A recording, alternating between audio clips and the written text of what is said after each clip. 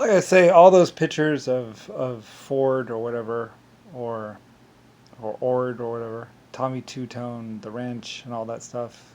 In Ireland or one of these places, basically I had a factory, and pretty much anyone could come and get a picture. Like I said, if you bought 10,000 units of something or more, you could come and get a picture in the factory and stuff like that. So basically, it was an Ireland or German factory the whole time, and basically a bunch of people in some country were pretending like it was their factory. So, and then they would take the films home because you could pay for the film and get your picture taken or whatever. We were making a little bit of money off of that. So all these people that you think were in their Ford factory, and they're like, well, actually, the Ford factory is over here, and it's not the Ford factory. So anyway, a bunch of people on the stock market would place, yeah, this is my factory, this is blah blah blah, this is me with my workers, blah blah. That's why the stock market always needed more money, and that's why Ford went bankrupt, because it was living on a lie, on inflation. The GM Motor Company really doesn't exist. All of GM, the big three, they don't really exist. They were buying cars, quantities of cars from another country.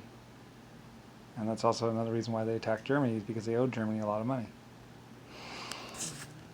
So the big three, GM doesn't really exist. They went bankrupt belly up and didn't have anything more than the cars that they bought from another country, and not even that. So because they took the orders, they took the money for their orders, and then they went and resold the cars to a different group. So they got paid twice for the cars. And then the other people came to me or came to someone and said, well, we still want the cars, we'll pay more money, blah blah blah, or something like that, or you know. Anyway, whatever, I don't really know. So I agreed. I said, oh, okay, fine, whatever. We'll produce some cars for you too. So anyway, so meanwhile, Tommy Two Tone and a bunch of people in the stock market, like, and it's all lies. That's why the stock market went, because it was just inflation, it was all lies. GM never existed. Ford never existed. They're not real.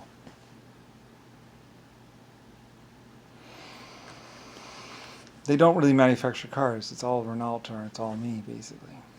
It's always been me and my other people. They're rich beyond rich beyond rich beyond rich beyond rich beyond rich, along with me. So that's why the stock market kept crashing, because it was all lies. Everything was a lie. There was no manufacturing complex. They were all being shipped over from overseas. That's why America really had nothing.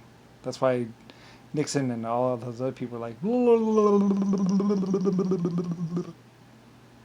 because there was no U.S. America. There was just a bunch of farmland. It was nothing. They had no steel production. They had no car manufacturing. Everything was from Europe. So, anyway. Like I said, they thought they could produce these lies to the children and blah, blah, blah, blah, blah, blah, blah, and then just go over there and kill them. We'll just kill the people who manufacture the cars and own the car companies, and just kill the people, blah, blah, blah. But like I said, the people were just working for me. All the deals went to me, and I know the truth about. They called it the American lie, but it's not the American lie. It's the U.S. It's the Republican lie, really. The aristocratic lie. The democulous lie. The whatever, the shit people that are in Congress or something lie. Like, I don't even care. So, and they're like, he's gonna know, he's gonna tell everyone, he's gonna know. It's like, you know, I mean, me knowing and me telling the world is the least of their problems, considering what's coming after them. And considering what I am, what I was. What I would begin? No, probably not. I don't care. 99 trillion years, what's the point? Like I said, Nixon and JFK and Jimmy Carter and everyone, all the big powerful people, the most of it that they were trying to do is basically crash two galaxies together. After 100 trillion years, they wanted them to pancake together and destroy all the life in the universe. We know the galaxy is coming towards us as antimatter or something, so we're going to crush them. Oh, and then that'll do us a favor. And there'll be no more life in the universe, and we'll win. Nah, but not. It's only a third, if that. Not even that. Poof. So, anyway, I don't know. Like I said, ask JFK, ask Nixon, ask the Republicans, ask Trumpy and his shit son what their plan was.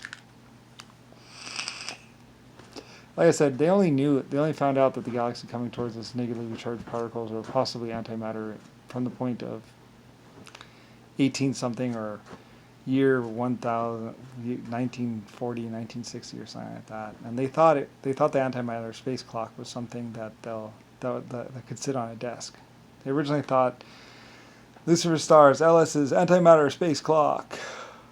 Where is it? It's got to be in his office somewhere. It's got to be in his office.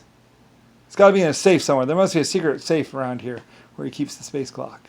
So we can find out how they suspend antimatter.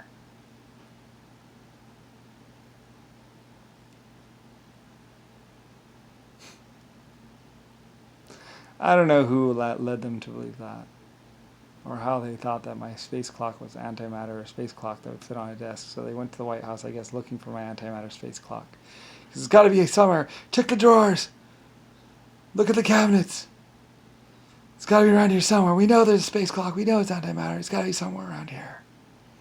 I guess. So they thought it fit on a desk. The secret to suspending antimatter for the world's largest weapons. I don't know. Like I said, some scientists or some other people were allowing them to believe this stuff. Helping them because they knew or something, I don't know. So they crashed into the White House checking the doors and desks and looking all over the White House for my antimatter space clock, I guess. I don't know. Because I would have it at home, I don't know. He's a scientist, right? I don't know. I said, I don't know. You have to understand your crazy-ass stupid existence yourself. I had nothing to do with the free will and stupidity that led to everything.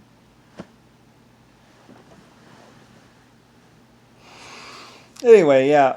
So they thought I had an antimatter space clock in my office, sitting on my desk or sitting around. Later on, they were getting uranium samples and thorium samples. And like I said, my people were like, oh, no, don't open that here. Someone might see you. You should do that in the car, at home. Like I said, one of the people working for Richard Nixon or someone or one of the supposed whatever, but basically it was just the frat group or whatever, or the beginning of the Republicans, literally highly radioactive, highly deadly, whatever, opened up the briefcase, or started to open up the briefcase, and the girl went, no, don't open that here. Open that, someone might see. You're not supposed to have this. And it wasn't that at all. It was that it was highly radioactive and was very dangerous. They put it in there in the suit. It came from the shop, and they put it into the thing, closed the case, blah, blah, picked up the case, okay, it's safe now. And walked it out to the guy who was just checking out the metal, whatever. And the guy was going to open it right in front of them. And they're like, no. Anyway, like I said, he opened it in his car, and he got a burger or something like that, drove a little further, started not feeling well. I think he put it in his pocket or something like that. Started not feeling well. Yeah, he took it out of the case, put it in his pocket. It was like yay big or something like that. Put it in his pocket, carrying it around with him. And went to a hotel room, I think. And I think he either died in the hotel room or died in his car or something like that. I'm not exactly sure. Not sure where he got the sample either. But, yeah. In the old days, you could just check out uranium and thorium samples. Like, it's just going to kill you. We'd give them a lead-lined case and everything like that, and then they would take it out of the case and put it in their pocket. Someone might break into the car and steal the case.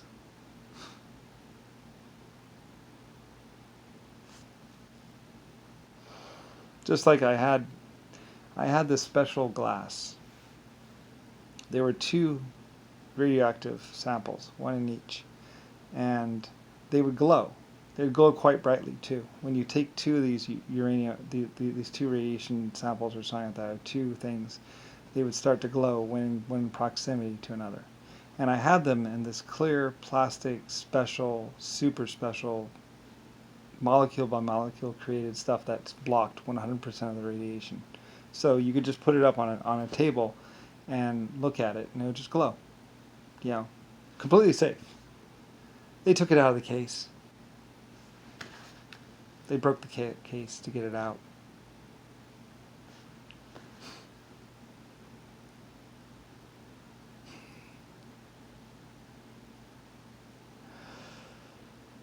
Like I say, it's funny. I was wondering what happened to him. I was like, well, I don't know. They said, do you know how fucking hard it was to get out of the case? I said, you took it out of the case?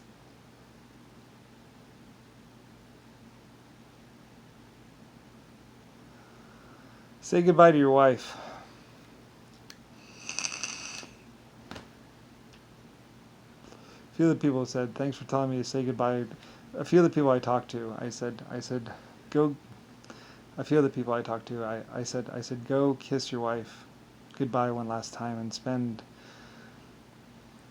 take a vacation. Someone who had been around one of the nuclear samples, I said, and they contacted me finally. I said, they were starting not to feel well, and I said, go take a vacation with your wife, kiss her, love her, tell her how much you adore her. Now, before it's too late. And later on, he was coughing or something. I was like, thanks for telling me to go spend some time with my wife when you did. He only had a couple months or a year or 2 to live. And he died. So, anyway, like I said, like I tried to tell Rodney and a few other people, I said, don't go splunkering around my stuff. Lucifer White Star Line stuff is all very, very dangerous. Almost everything from my collection, almost everything in my museums, my actual museums, was some sort of outrageous oddity. A nuclear sample that glows, that is in a case that is completely safe, but is extremely deadly if you take it out of the case. Life forms that are highly intelligent, highly this and highly that. Everything that I had that was in a museum or somewhere was something very advanced and very ridiculous. So I'd warn people. I said, don't go splunking around. Don't go messing around with my LSL rounds. They're highly dangerous. They're not toys. I tried to tell people. I said nothing that the Lucifer White Star Lines has is a toy. It will either get you killed, it will get you tortured, or it will get you in a place or something that was very, very bad. Like there was all kinds of very, very super advanced stuff that I invented myself as basically what I was.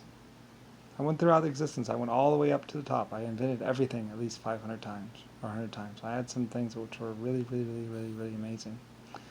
Also really fucking deadly. So I warned them. I told them. I said, don't go splunking around my stuff. It's not like it's safe to look at, but don't touch it. Anyway, somebody was like, I don't know what the big deal is, playing around with one of the thorium samples. They put my Maltese Falcon up on a mantle.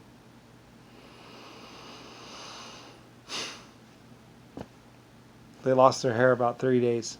The frat group that had it said everyone shaves when you come into this house. Everyone shave off your head, shave all your hair. And everyone thought it was a frat thing. It's like, no, your hair would fall out after about 30 days or something like that, or a month of being inside that place.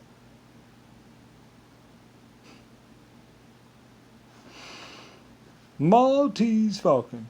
I don't know where the Maltese Falcon is, says the guy without eyebrows or whatever that only lived 5 years past when he said that, or something like that. All these people were like, he tricked us, he trapped us, he did this, like, it's like, no. I did no tricks. I did no traps. I did nothing. You did.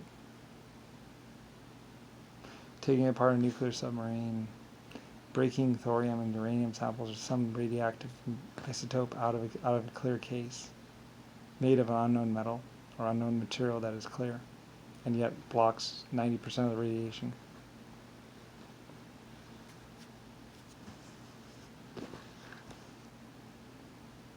Like, I did nothing. Absolutely nothing. So, even the bombing of Nagasaki and Hiroshima, that was really them, and they did it before they were just probably getting me to basically say the go-ahead, lying to me. So, anyway, it's all free choice, free will, and a bunch of people trying to do something. Nixon was going to the Koreans, forcing them to give him stuff, forcing them to work for him inside his sweatshops and everything else. Threatening them with firebombing, threatening them with this, threatening them with that. It's all the Republicans and Democrats just threatening them. And like I said, they couldn't actually even get America to do it until I gave the go-ahead that they could do it. And they had already done it by then. So, anyway, the only power Nixon and JFK and Jimmy Carter, Rodney and Rick Bush had was the power that they could get me to give them or something like that, or get me to go ahead and let be done. Realistically, Congress has no power, they have no money, they have nothing. Other than being able to speak to people and maybe lie to people and convince people of something. So, and realistically, they could have never gotten away with it, and they didn't get away with it, and they were never going to get away with it. Nixon thought that maybe I would pardon him or whatever, and I didn't actually pardon him. I told him to tell the truth, and maybe I'd be lenient with him. But I don't think I will, and I don't think anyone else will, considering. So, anyway, like I say, a lot of people are going to be, you're making such a big blah, blah, blah, blah. It's like, no, I'm not. I'm Lucifer Star, the Lucifer Star. It's not me. They're actual events. They show pictures of the Germans or someone looking at the car, that where the guy took the radioactive isotope out and put it in his pocket. And there's radio transmissions of him saying, yeah, I got it. Don't worry, I got it. You know, and like he died like 30 days after. And like I said, the Republicans and Democrats or Richard Nixon or someone was like, he's after us, he's taking out our guys. I don't know how he's taking out our guys, but he's taking out our guys. And it was the radiation samples that they had in their pockets. They didn't know what these things were. They were just getting them from the scientists, and they were walking around with them and stuff like that. And they were exposed to heavy amounts of radiation, and then 3 or 4 years later, or whatever time later, they would die. And Nixon and JFK and a bunch of other people were like, he's onto us, he's onto us.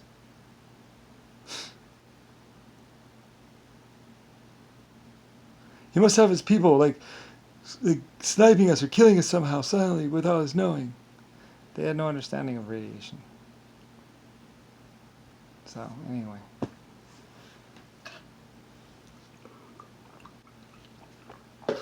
Cairo, the country of Cairo, was sending out people to try and stop them from killing themselves because they had gotten all these samples from Cairo that were radioactive. So, or something like that. So they made the movie about Cairo. Cairo's on the phone. Sir Cairo, the guy. But it was actually the country of Cairo that was actually trying to get these. And later on, I guess they would nuke Cairo or something like that. And playing the game of life, playing the like, it's a bunch of idiots. I don't know. Like I said, you figure out your crazy existence. I asked Cairo to see what happened to the Maltese Falcon and stuff, mostly because it was dangerous. And once Cairo found out what it was, that they were, like, I don't even know if country of Cairo knew what they were. Once they found out that one was made of thorium, one that was made of uranium, highly dangerous isotopes, and very much radioactive still, they went out there to find them, maybe to even get them themselves. I don't know. Like, they knew about radiation, so I say shrug. I don't care. A whole lot of people died for no reason. All because of Rick Bush, Rodney, and a bunch of other idiots. Thought they were doing something. Like I say, I don't know, I don't care. A bunch of people saying that I'm embarrassing myself. I'm not the one that spent 500 billion years, 500 million years doing something pointless. I was just actually removing technology, if anything. Kidnapping scientists, killing scientists after they invented things. Running around, playing the mad game, whatever. Smuggling drugs and nuclear submarines. Just a bunch of children, 40 or 60 and 80-year-old children. Just tripping over themselves, basically. This group doing this lie, that group doing that lie, this group thinking they're fooling the other group, blah, blah, blah, blah, blah, blah, blah, blah, blah, blah. Just tripping up over each other. Like,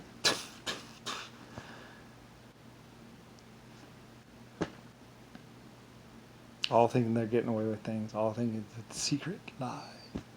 All thinking that the CIA and the FBI had the most advanced technology and the most best surveillance ever.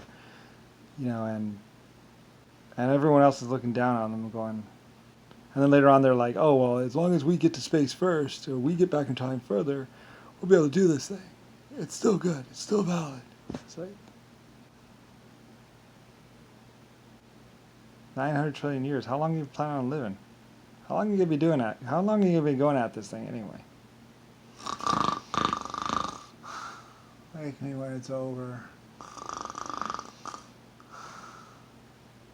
I'm tired of stupidity.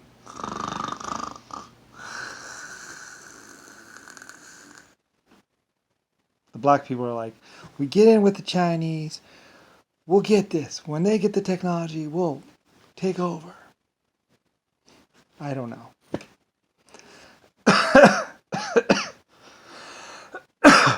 Bunch of people thinking they can just shoot me in the head, and I'm dead. Once we shoot him in the head, it'll be over. It's over.